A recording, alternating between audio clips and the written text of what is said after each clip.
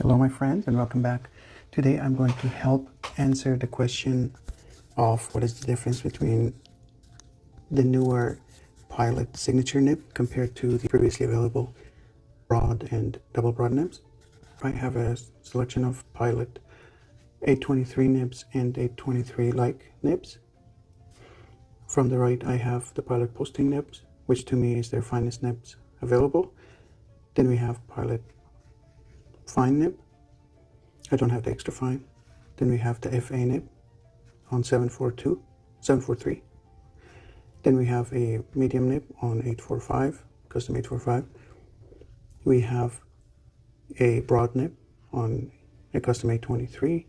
We have a double broad nib on a custom 845, and we have finally the signature nib that's recently available in North America. I think it was previously available on 742 in the Asian market, may have even been available here, so I'm not entirely familiar.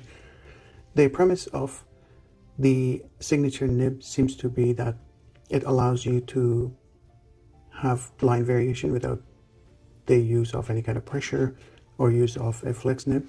It is supposed to give you thick downstrokes and upstrokes and thinner sideways side strokes.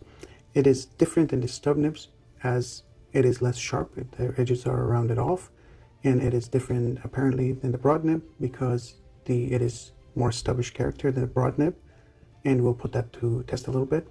We'll see how they look.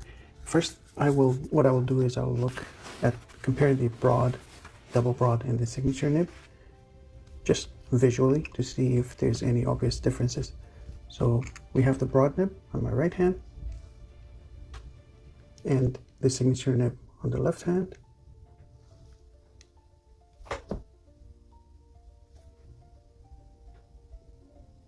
You can see visually the signature nib is a little bit thicker.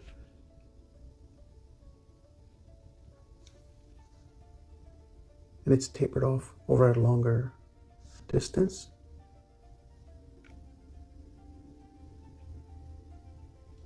And if I were to compare this to the double broad, which is on custom 845 nib, we see that it is closer in characteristics to the double broad nib. Again, it is tapered off a little bit more, which supposedly will give you thinner side stroke lines. We're going to put that to the test in a little bit. But the first thing I want to do is just a quick public service, is that I had recently encountered some problem with my custom 823, with the custom 823 nib. The problem I encountered was that water got around this cap and made it quite difficult for me to clean in the cap because the water would go around and it kind of looks quite ugly. So if you look at the custom 823, especially the demonstrated version, you see that it looks like this. So what I did was I removed that inner lining, and the question some of us, myself, may have is how in the world are you going to take that off? It doesn't just fall off. It's a little bit tricky, I don't know. So it's hard to get your finger in there.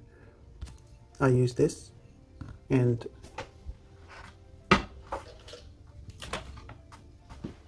when I went to get some lab work, blood drawn, I borrowed a tourniquet that I was used on my arm and brought home. So I used this rubber tourniquet. Absolutely not the purpose of the Kakamori dip pin, but we're just going to MacGyver our way through and just push this in. Once you get in there, just a little bit of tug and bring it out. Very easy, isn't it? I find that the 823 looks a lot better without the inner lining. I know that it'll probably dry out much faster, but life moves on. I will keep it like this, and then if I face frequent dryouts, I'll let you know. So back to the comparison. So we have all these other nibs available to compare, but the main comparison point today is with the signature nib. Of course, the thinnest line that I can get out of a Pilot nib currently is the posting nib.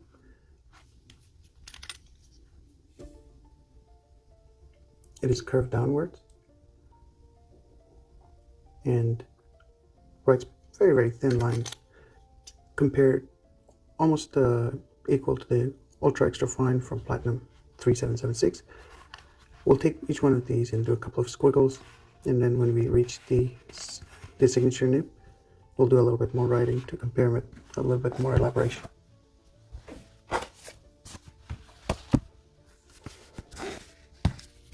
Here's my trusty Clairefontaine.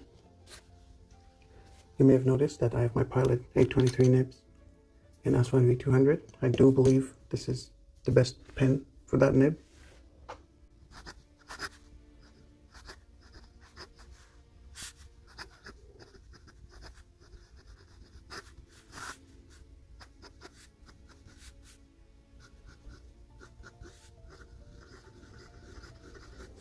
Kind of like a nail, to be honest.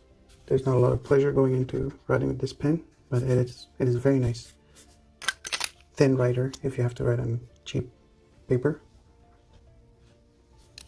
This is a 23 nib size fine.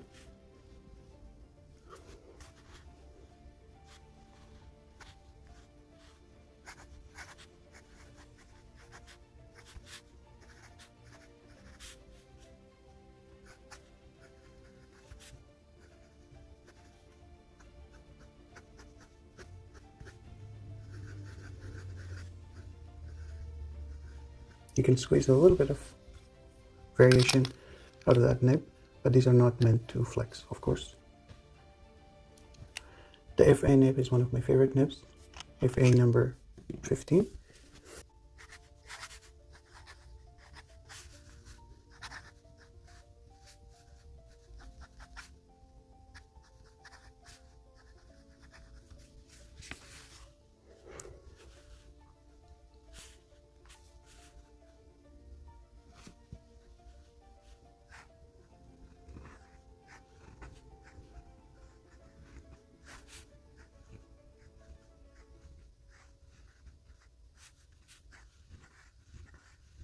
Very nice daily writer.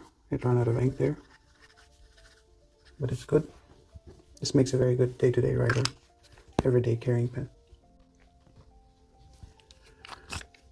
The medium nib, it's a little bit thicker.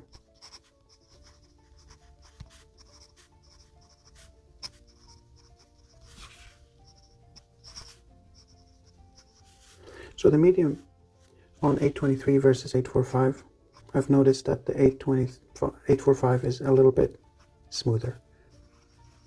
There's not much of a difference between the two. So if you're torn between the two and the Mauritia work doesn't intrigue you a lot, the medium nib is just fine. The broad nib,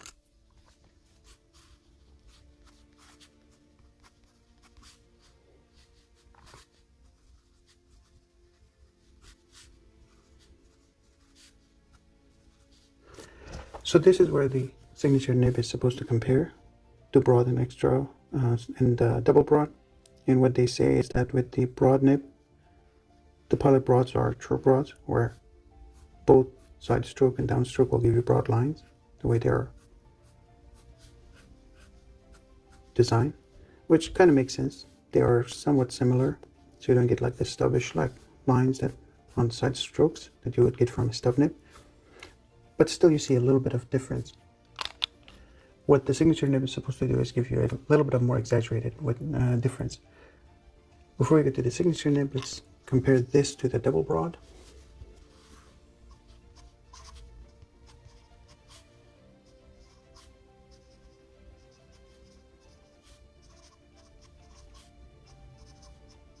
Very nice and juicy nib. And then comparing side by side, this is subtle difference between the two. And you can see that the side strokes and down strokes, upstrokes are pretty much similar, the double broad. So it's pretty, pretty monotone kind of pen. This also makes a good signature nib if you're into broad writing. This, on the other hand, is the Signature Nib, relatively newly available in the Custom 823, and even more newly available in North America, where I live. So let's compare this and see if Pilot's claims hold any water. They say that the side strokes are supposed to be a little thinner to give your signature some more character. Let's do this. Pilot.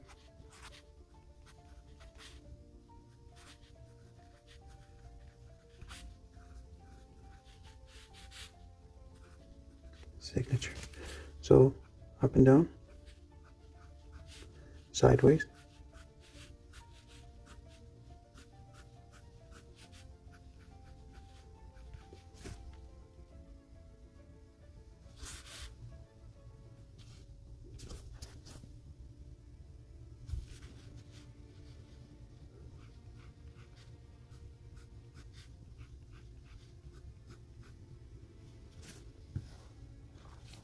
back to the broad.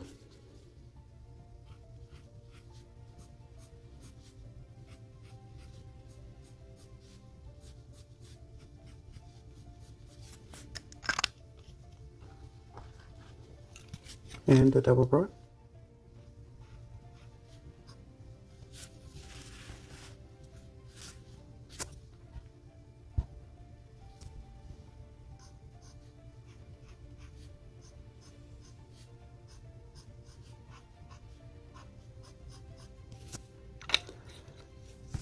And back to the signature one more time.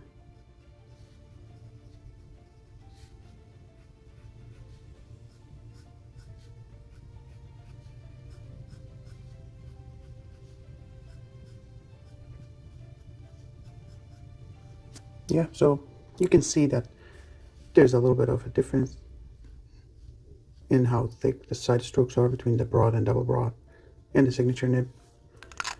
Is it enough to intrigue me to go after this nib and buy it just for signature and, as they claim, calligraphy and expressive writing purposes? The answer is no. That writing pretty much echoes what we see in the broad nib. So I would say this is closest to the broad nib. And even the double broad nib, the difference is very, very subtle. If you have one of these, I would not be super enthusiastic about going and getting a signature nib. If you absolutely have to have the signature nib,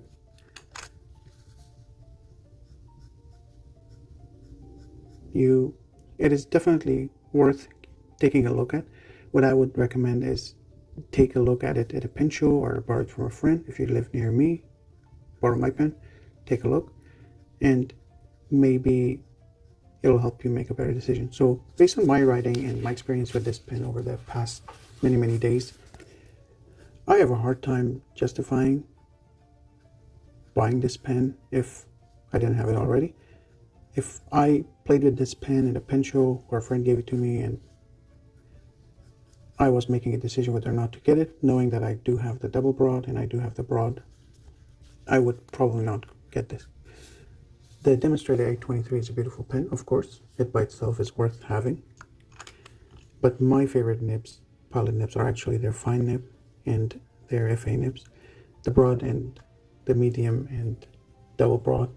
They're nice, juicy broads, but not really my cup of tea.